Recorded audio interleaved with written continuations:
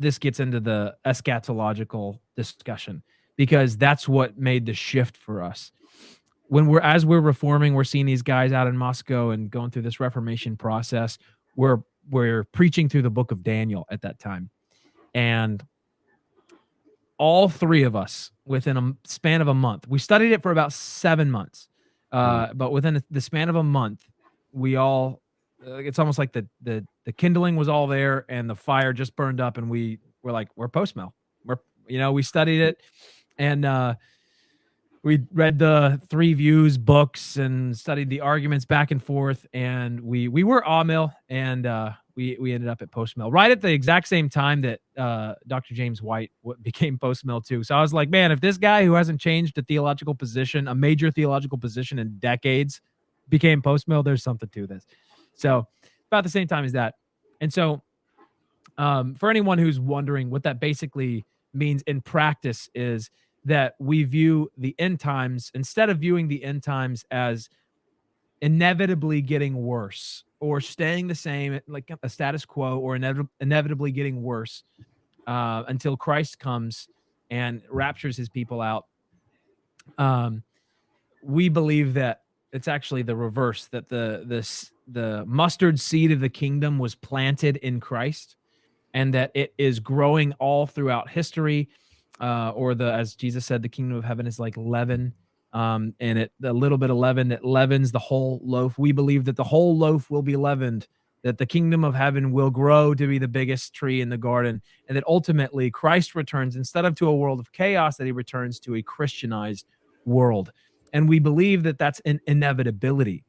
And when you believe that, it changes everything. At first, the illustration I gave in my little article was, it's like when you drop food coloring in water, and at first it's just this kind of cool little amorphous, shape.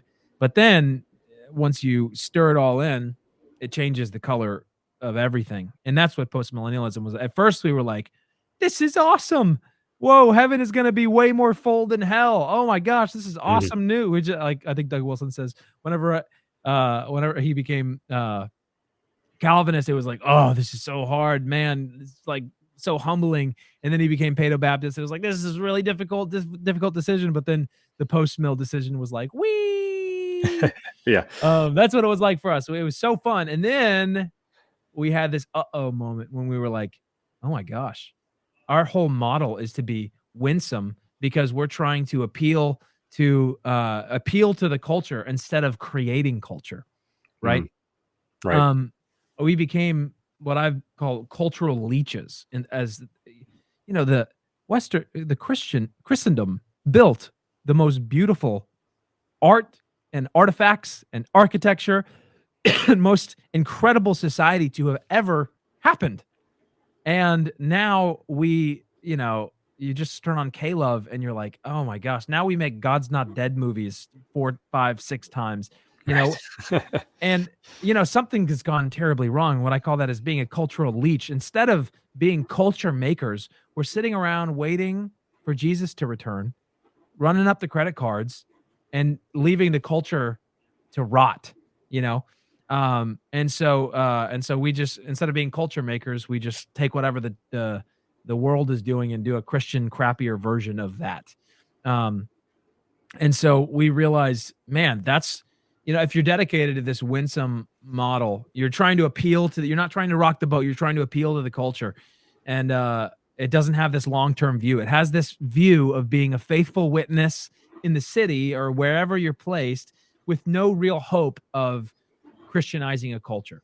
No real hope of long-term, lasting, generational change.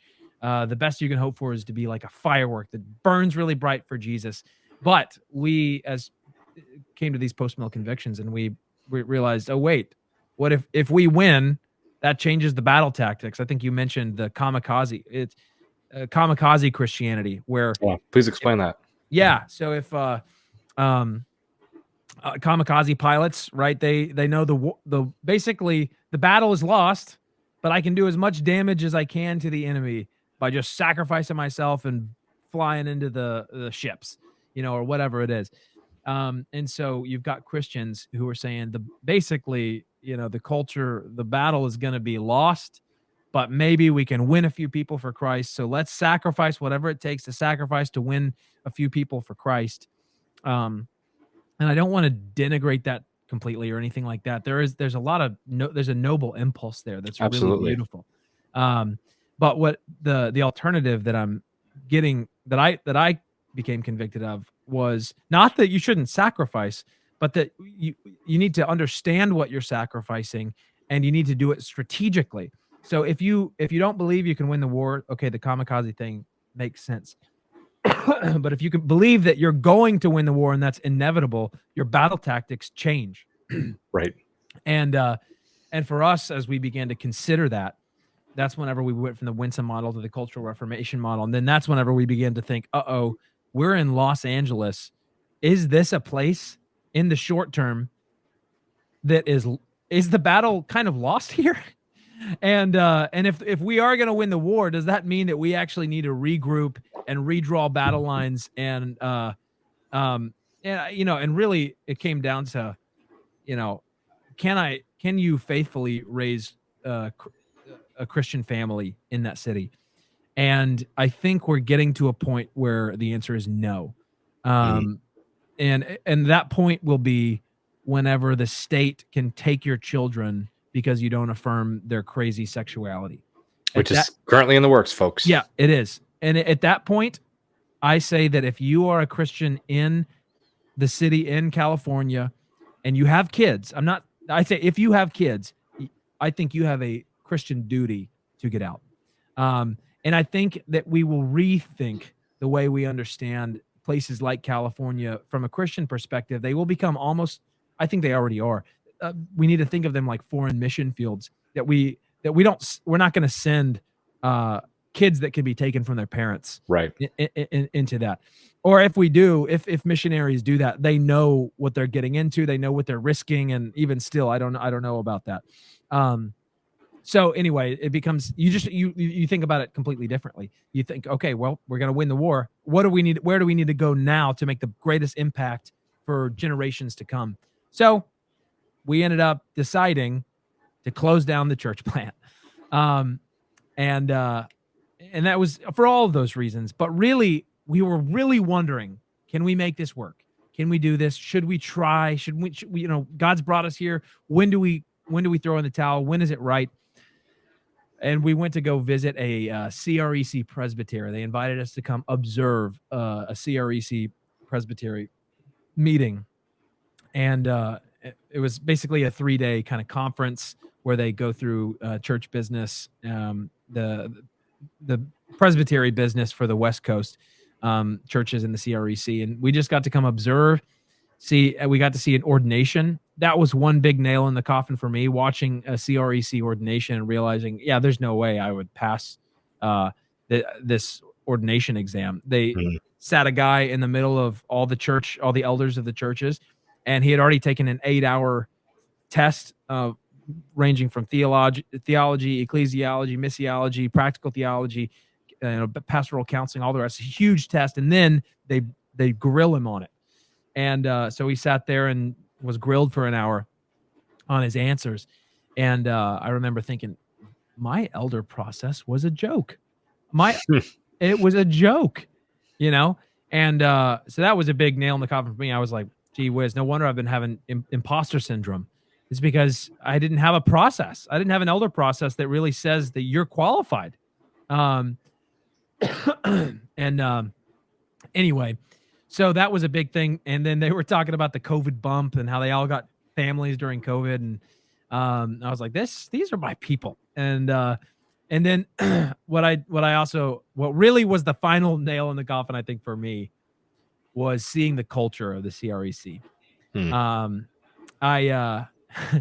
I remember so distinctly when we got there, they had this wonderful dinner prepared. The wives had made this incredible meal at the church, and there's kids running around everywhere. They said, all right, we're going to sing before we eat. And they passed out these little song booklets, these little bulletins. And they were like, all right, turn to page 7. We're singing whatever psalm it was. And a guy got on the piano And I'm like, oh, we're doing worship. Well, where's the projector? You know, like where's the guy with the guitar? What are we doing here? And then he got on the piano, and then I heard the most electric, masculine singing that it was these incredibly difficult songs. Like I couldn't even follow hardly, but even the little kids were just singing along with all their hearts. So excited to be there, so excited to be worshiping, praising the Lord with psalms. And at the end of the singing, there was just this kind of bone shaking amen that everyone, and I was like, this is it. This is the kind of culture that I want for my family. This is the kind of culture that I want for my church, but I can't give it to them. I have not been trained to plant this kind of church. So for me, that was the moment where I said, nah, I can't do this. We got to shut this down.